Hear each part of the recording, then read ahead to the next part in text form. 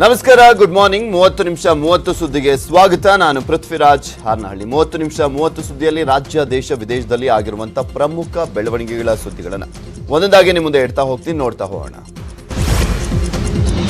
ದೇವಸ್ಥಾನದ ಜಾತ್ರೆಗಳಲ್ಲಿ ಮುಸ್ಲಿಂ ವ್ಯಾಪಾರಿಗಳಿಗೆ ವ್ಯಾಪಾರ ವಹಿವಾಟಿಗೆ ಅವಕಾಶ ನಿರಾಕರಿಸ್ತಾ ಇರುವಂತ ಮತ್ತಷ್ಟು ಘಟನೆಗಳು ಬೆಳಕಿಗೆ ಬಂದಿದೆ.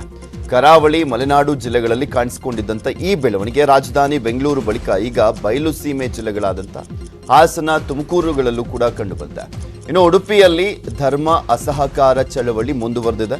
ಬ್ರಹ್ಮಾವರ ತಾಲೂಕು ಯಡ್ತಾಡಿ ಪಂಚಾಯತ್ ವ್ಯಾಪ್ತಿಯಲ್ಲಿರುವಂಥ ಶ್ರೀ ನಂದಿಕೇಶ್ವರ ದೇವಸ್ಥಾನದಲ್ಲಿ ಮುಸಲ್ಮಾನರ ವ್ಯಾಪಾರಕ್ಕೆ ಅವಕಾಶ ಇಲ್ಲ. ಜಾತ್ರೆಯಲ್ಲಿ 20ಕ್ಕೂ ಹೆಚ್ಚು ಹಿಂದೂ ಸಮಾಜದವರಿಂದ ವ್ಯಾಪಾರ ನಡೀತಾ ಇದೆ.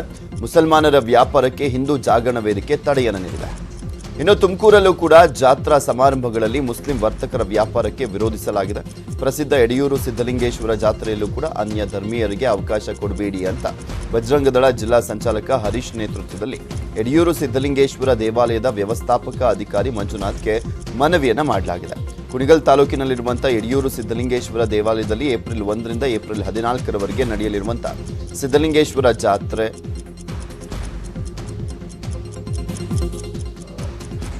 ವಿಷಯ ಏನೆಂದರೆ, ಯಡಿಯೂರು ಶ್ರೀ ಸಿದ್ಧಲಿಂಗೇಶ್ವರ ಸ್ವಾಮಿ ಕ್ಷೇತ್ರದಲ್ಲಿ ದಿನಾಂಕ 1/4/2022ರಿಂದ 16/4/2022ವರೆಗೆ ಜರುಗಲಿರುವ ಜಾತ್ರಾ ಮಹೋತ್ಸವದಲ್ಲಿ ಹಿಂದೂಗಳನ್ನು ಹೊರತುಪಡಿಸಿ ಅನ್ಯ ಧರ್ಮದ ಜನರಿಗೆ ವ್ಯಾಪಾರ ಮಾಡಲು ಅವಕಾಶ ನೀಡದಂತೆ ದೇವಾಲಯ ಆಡಳಿತ ಮಂಡಳಿಗೆ ಮನವಿ ನೀಡಿದ್ದೇವೆ. ಹಿಂದೂ ಧಾರ್ಮಿಕ ದತ್ತಿ ಕಾಯ್ದೆ 2002 ಅನ್ವಯ ಹಿಂದೂ ದೇವಾಲಯ ಜಾಗದಲ್ಲಿ ಬೇರೆ ಧಾರ್ಮಿಕ ದತ್ತಿ ಇಲಾಖೆಗೆ ಒಳಪಟ್ಟಂತ ಎಲ್ಲ ದೇವಸ್ಥಾನಗಳಲ್ಲಿ ಜಾತ್ರಾ ಮಹೋತ್ಸವ, ಅಂಗಡಿ ಮುಂಗಟ್ಟು ಮತ್ತು ಟೆಂಡರ್ ಪ್ರಕ್ರಿಯೆಯಲ್ಲಿ ಹಿಂದೂಯೇತರರಿಗೆ ಅವಕಾಶ ನೀಡದಂತೆ ವಿಹಿಂಪ ಪ್ರಾಂತ ಸಂಘಟನಾ ಕಾರ್ಯದರ್ಶಿ ಬಸವರಾಜ್ ಸರ್ಕಾರಕ್ಕೆ ಮನವಿಯನ್ನ ಮಾಡಿದ್ದಾರೆ. ಇನ್ನು ಒಂದ್ ಕಡೆ ಹಿಂದೂ ಜನಜಾಗೃತಿ ಸಮಿತಿ ಮುಜರಾಯಿ ಇಲಾಖೆಗೆ ಹಿಂದೂಯೇತರರಿಗೆ ಅಂಗಡಿ ಮುಂಗಟ್ಟು ನೀಡದಂತೆ ಮನವಿಯನ್ನು ಸಲ್ಲಿಸಿದ್ದಾರೆ. ಮುಜರಾಯಿ ಇಲಾಖೆ ಆಯುಕ್ತೆ ರೋಹಿಣಿ ಸಿಂಧೂರಿಗೆ ಮನವಿಯನ್ನು ಸಲ್ಲಿಸಲಾಗಿದೆ. ಕೂಡಲೇ ಹಿಂದೂಯೇತರರ ಅಂಗಡಿ ತೆರವುಗೊಳಿಸಬೇಕು. ಇನ್ನು ಹಿಂದೂಯೇತರರಿಗೆ ನೀಡದಂತೆ ಕ್ರಮಕ್ಕೆ ಆಗ್ರಹಿಸಿದ್ದಾರೆ. ಮುಸ್ಲಿಮರಿಗೆ ಆರ್ಥಿಕ ಬಹಿಷ್ಕಾರ ಹಾಕಬೇಕು ಅನ್ನುವಂಥ ನಿಟ್ಟಿನಲ್ಲಿ ರಾಜ್ಯದಾದ್ಯಂತ ಆಂದೋಲನ ನಡೆಸೋದಕ್ಕೆ ಶ್ರೀರಾಮ ಸೇನೆ ಮುಂದಾಗಿದೆ. ಈ ಬಗ್ಗೆ ಬೆಳಗಾವಿಯಲ್ಲಿ ಮಾತನಾಡಿರುವಂಥ ಪ್ರಮೋದ್ ಮುತಾಲಿಕ್, ಮುಸ್ಲಿಂ ಅಂಗಡಿಗಳ ಕುರಿತು ಪಟ್ಟಿಯನ್ನು ಮಾಡ್ತೇವೆ, ಇಲ್ಲಿ ಯಾರು ಹೋಗಬಾರ್ದು ಅನ್ನೋದನ್ನ ಹೇಳ್ತೇವೆ. 100ಕ್ಕೆ 100ರಷ್ಟು ಸರ್ವೆಯನ್ನು ಮಾಡಿ ಆ ಪಟ್ಟಿಯನ್ನು ಹಂಚ್ತೇವೆ. ಸವದತ್ತಿಯ ಯಲ್ಲಮ್ಮನ ಗುಡ್ಡದಲ್ಲಿ ಮುಸ್ಲಿಂ ಅಂಗಡಿಗಳಿದ್ದಾವೆ. ಇವುಗಳಿಗೆ ಮುಜರಾಯಿ ಇಲಾಖೆಯಿಂದ ನೋಟಿಸ್ ನೀಡಲಿಕ್ಕೆ ಮನವಿಯನ್ನು ಮಾಡ್ತೇವೆ. ಒಂದು ವೇಳೆ ತೆರವು ಮಾಡದಿದ್ರೆ ಅಂಗಡಿಗಳಿಗೆ ನಾವೇ ನುಗ್ತೇವೆ ಅಂತ ಎಚ್ಚರಿಕೆಯನ್ನು ನೀಡಿದ್ದಾರೆ. ಮುಸ್ಲಿಮರ ಅಂಗಡಿಗಳು, ಮುಸ್ಲಿಮರದ ಏನೇನು ಎಲ್ಲೆಲ್ಲಿ ವ್ಯವಹಾರ ನಡೀತಾ ಇದೆ ಎಲ್ಲ ಪಟ್ಟಿ ಮಾಡ್ತೀವಿ. ಇಲ್ಲಿ ಯಾರು ಹೋಗಬಾರ್ದು ಅಂತನ್ನುವಂಥದ್ದು ಹೇಳ್ತೀವಿ, ಜಾಗೃತಿ ಮೂಡ್ತೀವಿ. ಯಾಕೆ ಅನ್ನೋದು ಹೇಳ್ತೀವಿ. 100ಕ್ಕೆ 100 ಸರ್ವೆ ಮಾಡ್ತೀವಿ, ಅದನ್ನ ಲೀಸ್ಟ್ ಮಾಡಿ ಎಲ್ಲ ಹಿಂದೂಗಳೇ ಹಂಚ್ತೀವಿ. ಕಾನೂನನ್ನ ಮೀರಿ ಸಂವಿಧಾನವನ್ನ ಒಪ್ಪಲಾರದಂತ ಗೋಹತ್ಯೆ ಮಾಡ್ತಾ ಇರುವಂತ, ಗೋಮಾಂಸ ತಿಂತಾ ಇರುವಂತ ಅಂಗಡಿ ಇದು. ಹಿಂದೂ ಸಮಾಜಕ್ಕೆ ಜಾಗೃತಿ ಮೂಡಿಸ್ತೀವಿ. ನಮ್ಮ ಕುರಿ, ನಮ್ಮ ದೇವಿ, ನಮ್ಮ ಮಾಂಸ ನಾವು ಊಟ ಮಾಡೋದು, ಬಂದವನ್ನ ಹಲಾಲ್ ಮಾಡಿ ದುಡ್ಡು ತಗೊಂಡು ಹೋಗೋದು, ಇದನ್ನು ನಿಲ್ಲಿಸ್ತೀವಿ. ಹಿಜಾಬ್ ಬಗ್ಗೆ ಹೈಕೋರ್ಟ್ ಕೊಟ್ಟ ತೀರ್ಪನ್ನ ಎಲ್ಲರೂ ಕೂಡ ಪಾಲಿಸಬೇಕು ಅಂತ ಮಾಜಿ ಸಚಿವ ಇಕ್ಬಾಲ್ ಅನ್ಸಾರಿ ಹೇಳಿದ್ದಾರೆ. ಹಿಜಾಬ್ ಪುರಾತನ ಕಾಲದಿಂದಲೂ ಕೂಡ ಹಾಕಿಕೊಂಡಿರುವಂತ ಪದ್ಧತಿ. ಕೇವಲ ಮುಸ್ಲಿಂ ಮಹಿಳೆಯರು ಮಾತ್ರ ಹಾಕ್ತಾ ಇಲ್ಲ, ಹಿಜಾಬ್ ಹಾಕಿಕೊಂಡು ಶಾಲಾ ಕೊಠಡಿಯವರೆಗೂ ಹೋಗಬಹುದು. ಪಠ್ಯದಲ್ಲಿ ಭಗವದ್ಗೀತೆ, ಕುರಾನ್, ಬೈಬಲ್ ಸಹ ಅಳವಡಿಸಬೇಕು. ಮಹಾನ್ ಪುರುಷರ ನೀತಿಗಳು ಗೊತ್ತಾಗಬೇಕು ಅಂತ ಹೇಳಿದ್ರು. ಹಾಗೆ ಜಾತ್ರೆಗಳಲ್ಲಿ ಮುಸ್ಲಿಂ ವ್ಯಾಪಾರಿಗಳ ಬಹಿಷ್ಕಾರದ ವಿಚಾರಕ್ಕೆ ಇದು ಸರಿಯಾದದ್ದಲ್ಲ. ಕೆಲವು ಕುಟುಂಬಗಳು ನಿತ್ಯ ದುಡಿದು ಜೀವನವನ್ನು ನಡೆಸ್ತಾರೆ, ಅವರಿಗೆ ಕಷ್ಟವಾಗುತ್ತೆ. ಬಿಜೆಪಿ ಚುನಾವಣೆಗೂ ಮುನ್ನ ಕೋಮು ಭಾವನೆ ಕೆರಳಿಸ್ತಾ ಇದೆ ಅಂತ ವಾಗ್ದಾಳಿಯನ್ನು ಮಾಡಿದರು. ಬಜರಂಗದಳ ಕಾರ್ಯಕರ್ತ ಹರ್ಷ ಕೊಲೆ ಪ್ರಕರಣವನ್ನು ರಾಷ್ಟ್ರೀಯ ತನಿಖಾ ಸಂಸ್ಥೆ ಎಫ್ಐಆರ್ ದಾಖಲಿಸಿಕೊಂಡಿದೆ. ಕೇಂದ್ರ ಸಚಿವೆ ಶೋಭಾ ಕರಂದ್ಲಾಜೆ ಎನ್ಐಎ ತನಿಖೆಗೆ ಮನವಿಯನ್ನು ಮಾಡಿದ್ರು. ಕೇಂದ್ರದ ಗೃಹ ಸಚಿವ ಅಮಿತ್ ಶಾಗೆ ಶೋಭಾ ಪತ್ರವನ್ನು ಬರೆದಿದ್ರು. ಈಗ ಎನ್ಐಎ ಎಫ್ಐಆರ್ ದಾಖಲಿಸಿಕೊಂಡಿದ್ದ ಪ್ರಕರಣಕ್ಕೆ ಸಂಬಂಧಪಟ್ಟಂತೆ ಕರ್ನಾಟಕ ಪೊಲೀಸರು 10 ಜನರನ್ನ ಬಂಧಿಸಿದ್ದಾರೆ. ಶೀಘ್ರವೇ ಬಂಧಿತರನ್ನ ಎನ್ಐಎ ವಶಕ್ಕೆ ನೀಡಲಿದ್ದಾರೆ. ಫೆಬ್ರವರಿ 20ರಂದು ಶಿವಮೊಗ್ಗದಲ್ಲಿ ನಡೆದಿದ್ದಂತಹ ಹರ್ಷ ಕೊಲೆ ಪ್ರಕರಣ ತನಿಖೆ ಇನ್ನಷ್ಟು ಚುರುಕುಗೊಳಿಸಲಾಗ್ತಾ ಇದೆ. ಈ ಬಗ್ಗೆ ಪ್ರತಿಕ್ರಿಯಿಸಿರುವಂತಹ ಗೃಹ ಸಚಿವ ಆರಗ ಜ್ಞಾನೇಂದ್ರ, ಪ್ರಕರಣದ ಮಾಹಿತಿ ಎನ್ಐಎ ಅವರಿಗೆ ತಲುಪಿದೆ ಎಂಬ ಮಾಹಿತಿ ನನಗೂ ಕೂಡ ಗೊತ್ತಾಗಿದೆ. ಪ್ರಕರಣದಲ್ಲಿ ಪೊಲೀಸರು ಹಾಕಿರುವಂತಹ ಸೆಕ್ಷನ್ ಆಧಾರದ ಮೇಲೆ ಎನ್ಐಎ ಅವರು ತನಿಖೆಗೆ ತೆಗೆದುಕೊಂಡಿದ್ದಾರೆ ಅಂತ ಹೇಳಿದರು. ಬಾಗಲಕೋಟೆ ಜಿಲ್ಲೆಯ ಮುಧೋಳ ಪಟ್ಟಣದಲ್ಲಿ ಸಾಮಾಜಿಕ ಜಾಲತಾಣದಲ್ಲಿ ಯುವತಿ ವಿವಾದಾತ್ಮಕ ಸ್ಟೇಟಸ್ ಅನ್ನು ಹಾಕಿದ್ದಾಳೆ. ದೂರು ದಾಖಲಾದಂಥ ಬೆನ್ನಲ್ಲೇ ಯುವತಿ ಕತ್ತುಮಾಳನ್ನು ಮುಧೋಳ ಪೊಲೀಸರು ಬಂಧಿಸಿದ್ದಾರೆ. ಪಾಕಿಸ್ತಾನ ಪರವಾಗಿ ವಿವಾದಾತ್ಮಕ ಸ್ಟೇಟಸ್ ಅನ್ನು ಹಾಕಿದ್ದಂಥ ಹಿನ್ನೆಲೆಯಲ್ಲಿ ಕೇಸನ್ನು ದಾಖಲು ಮಾಡಲಾಗಿದೆ.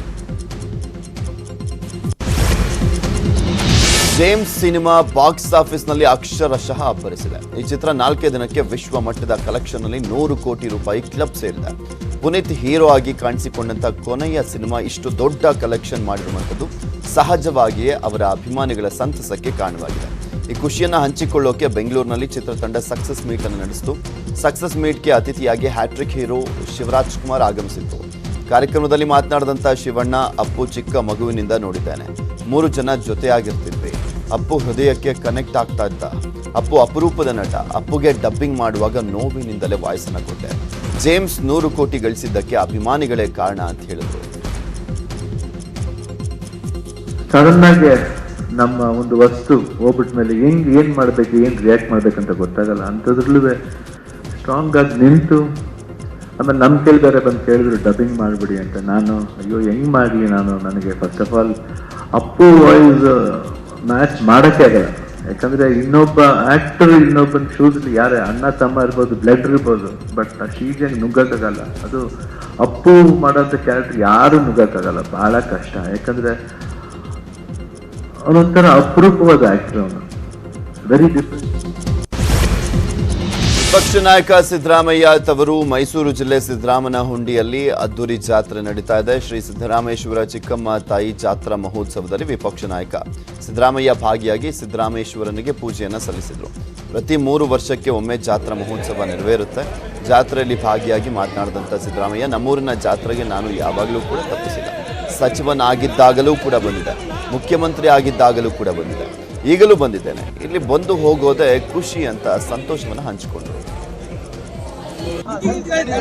ಈ ಜಾತ್ರೆ 2 ವರ್ಷಕ್ಕೊಮ್ಮೆ ನಡೀತಾ ಇತ್ತು,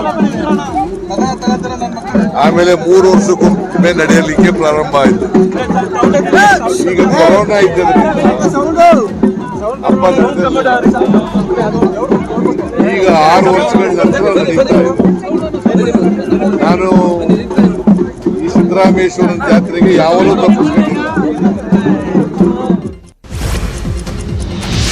ಸಿದ್ದರಾಮೇಶ್ವರ ಜಾತ್ರಾ ಮಹೋತ್ಸವದಲ್ಲಿ ಮಾಜಿ ಸಿಎಂ ಸಿದ್ದರಾಮಯ್ಯ ಸಖತ್ತಾಗಿ ಸ್ಟೆಪ್ಸ್ ಅನ್ನು ಹಾಕಿದ್ದಾರೆ. ಸುಮಾರು 40 ನಿಮಿಷಗಳ ಕಾಲ ಕುಣಿದು ಕುಪ್ಪಳಿಸಿದ್ರು ಸಿದ್ದರಾಮಯ್ಯ.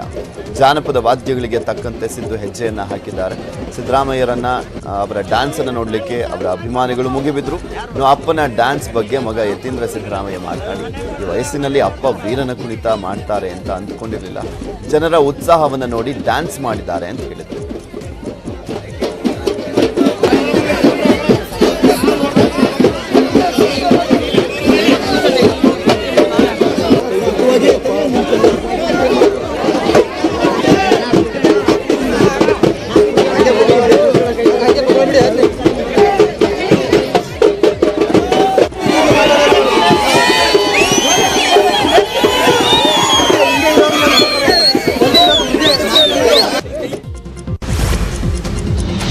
ಕೊಪ್ಪಳದಲ್ಲಿ ಡಿಜಿಟಲ್ ಸದಸ್ಯತ್ವ ಕಾರ್ಯಕ್ರಮದಲ್ಲಿ ಕೆಪಿಸಿಸಿ ಅಧ್ಯಕ್ಷ ಡಿಕೆ ಶಿವಕುಮಾರ್ ಭಾಗಿಯಾಗಿದ್ದರು.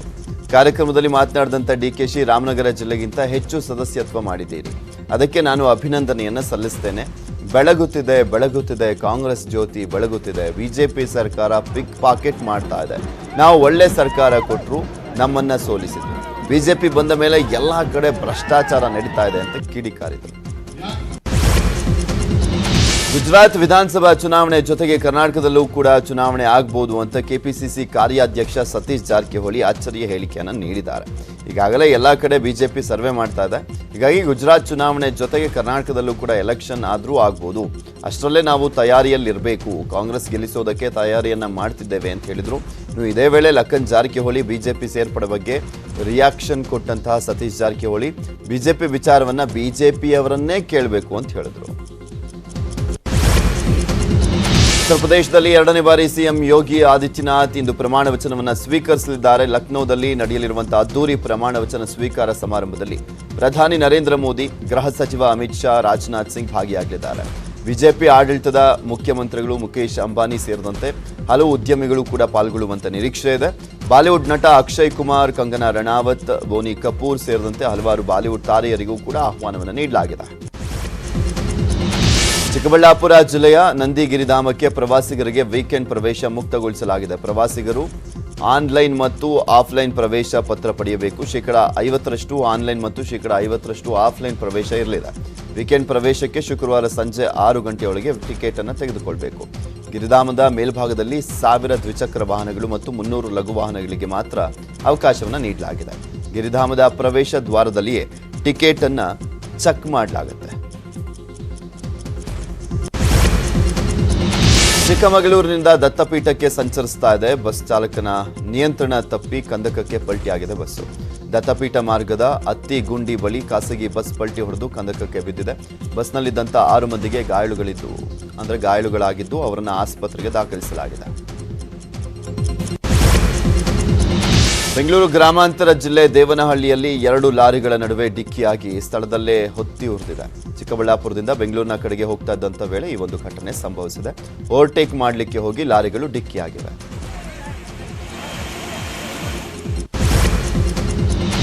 ಮೈಸೂರಿನಲ್ಲಿ ಭ್ರಷ್ಟ ಅಧಿಕಾರಿಗಳಿಗೆ ಎಸಿಬಿ ಅಧಿಕಾರಿಗಳು ನಿದ್ದೆಗೆಡಿಸಿದ್ದಾರೆ. ಲಂಚಕೋರ ಅಧಿಕಾರಿಗಳಿಗೆ ಬಿಸಿ ಮುಟ್ಟಿಸ್ತಾ ಇರುವಂಥ ಆಂಟಿ ಕರಪ್ಷನ್ ಬ್ಯೂರೋ ಅಧಿಕಾರಿಗಳು ದಾಳಿಯನ್ನು ಮುಂದುವರೆಸಿದ್ದಾರೆ.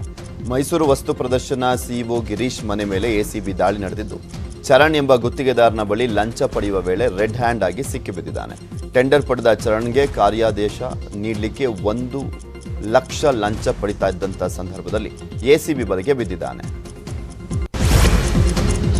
ಉತ್ತರ ಕನ್ನಡ ಜಿಲ್ಲೆಯ ಜೋಯಿಡಾ ತಾಲೂಕಿನ ರಾಮನಗರದಲ್ಲಿ ಕಾಳಿ ನದಿ ನೀರು ಉತ್ತರ ಕರ್ನಾಟಕಕ್ಕೆ ಕೊಂಡೊಯ್ಯುವಂತ ಸರ್ಕಾರದ ಕ್ರಮಕ್ಕೆ ವಿರುದ್ಧ ಜನ ತಿರುಗಿ ಬಿದ್ದಿದ್ದಾರೆ.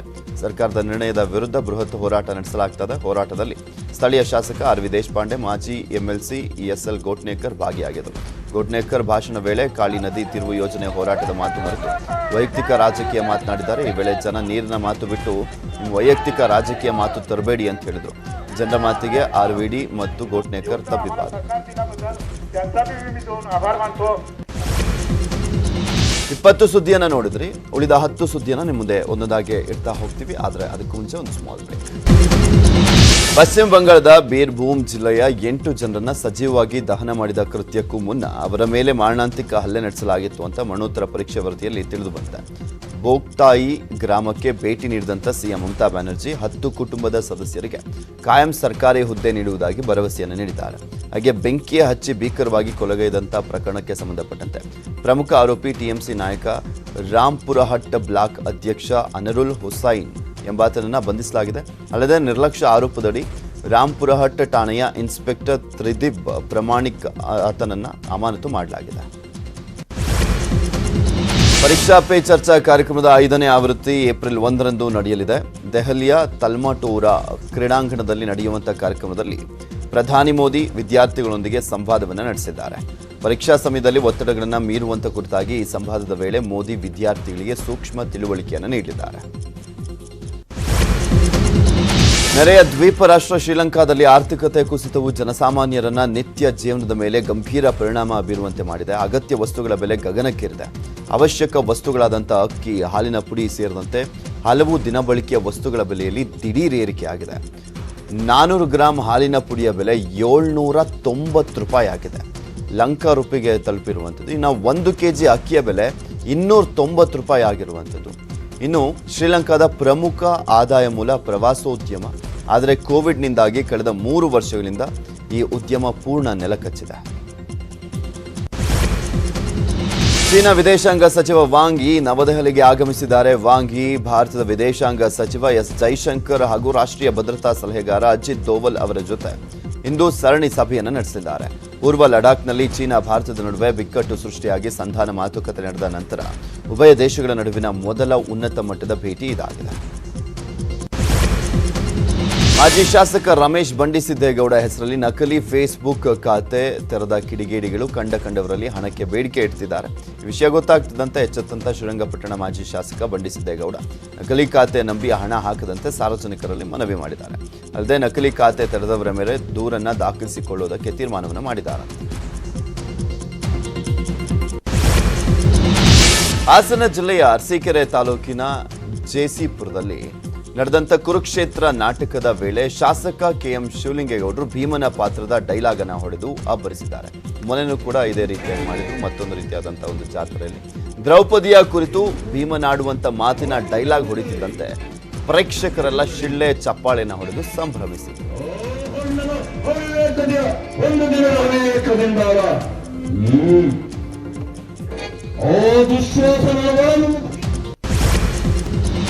ಬಾಲಿವುಡ್ ನಟ ಸಲ್ಮಾನ್ ಖಾನ್ ನೇಪಾಳದ ಪ್ರವಾಸೋದ್ಯಮ ಉತ್ತೇಜಿಸಲಿಕ್ಕೆ ಸಿದ್ಧರಾಗಿದ್ದಾರೆ. ನೇಪಾಳದ ಸಂಸ್ಕೃತಿ, ಪ್ರವಾಸೋದ್ಯಮ ಮತ್ತು ನಾಗರಿಕ ವಿಮಾನಯಾನ ಸಚಿವ ಪ್ರೇಮ್ ಬಹದ್ದೂರ್ ಅಲೆ ಸಲ್ಮಾನ್ ಖಾನ್ ಅವರೊಂದಿಗೆ ವರ್ಚುವಲ್ ಸಭೆಯನ್ನು ನಡೆಸಿದ್ದು, ನಿಮ್ಮ ಆಗಮನವು ನೇಪಾಳದಲ್ಲಿ ಪ್ರವಾಸೋದ್ಯಮವನ್ನು ಉತ್ತೇಜಿಸಲಿಕ್ಕೆ ಸಹಾಯ ಮಾಡುತ್ತದೆ ಅಂತ ಹೇಳಿದ್ದಾರೆ.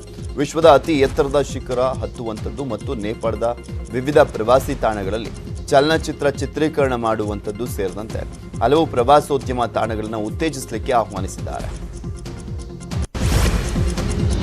ಚೆನ್ನೈ ಸೂಪರ್ ಕಿಂಗ್ಸ್ ನಾಯಕತ್ವಕ್ಕೆ ಎಂಎಸ್ ಧೋನಿ ಗುಡ್ ಬೈ ಹೇಳಿದ್ದಾರೆ. ರವೀಂದ್ರ ಜಡೇಜಾಗೆ ಚೆನ್ನೈ ನಾಯಕತ್ವದ ಹೊಣೆಯನ್ನ ನೀಡಿರುವುದಾಗಿ ಚೆನ್ನೈ ಸೂಪರ್ ಕಿಂಗ್ಸ್ ಟ್ವಿಟರ್ನಲ್ಲಿ ಮಾಹಿತಿಯನ್ನು ಹಂಚಿಕೊಂಡಿದೆ. ಬರೋಬ್ಬರಿ 5 ಬಾರಿ ರನ್ನರ್ ಅಪ್ ಆಗಿದ್ದಂಥ ಚೆನ್ನೈ ತಂಡ ಧೋನಿ ನಾಯಕತ್ವದಲ್ಲಿ 4 ಬಾರಿ IPL ಅನ್ನು ಗೆದ್ದಿದೆ. IPLನಲ್ಲಿ 14 ಆವೃತ್ತಿಗಳಲ್ಲಿ ಕೇವಲ ಒಂದೇ ಒಂದು ಬಾರಿ ಮಾತ್ರ ಲೀಗ್ನಿಂದ ಔಟ್ ಆಗಿತ್ತು. ಇನ್ನು 2 ಬಾರಿ ಈ ಟೀಮನ್ನು ಅಮಾನತು ಮಾಡಲಾಗಿತ್ತು.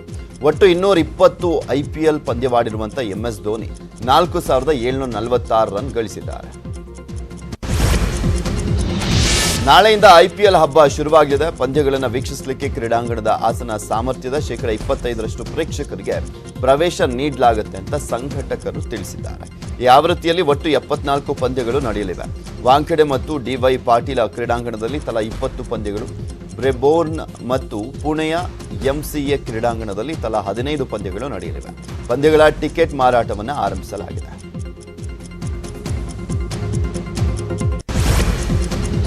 ಇವಿಷ್ಟು ಈ ಕ್ಷಣದವರೆಗಿನ 30 ನಿಮಿಷ 30 ಸುದ್ದಿ. ನೋಡ್ತಾ ಇರಿ ನ್ಯೂಸ್ 18 ಕನ್ನಡ. ಜಾಲ ನಮ್ಮದು, ಬಲ ನಿಮ್ಮದು.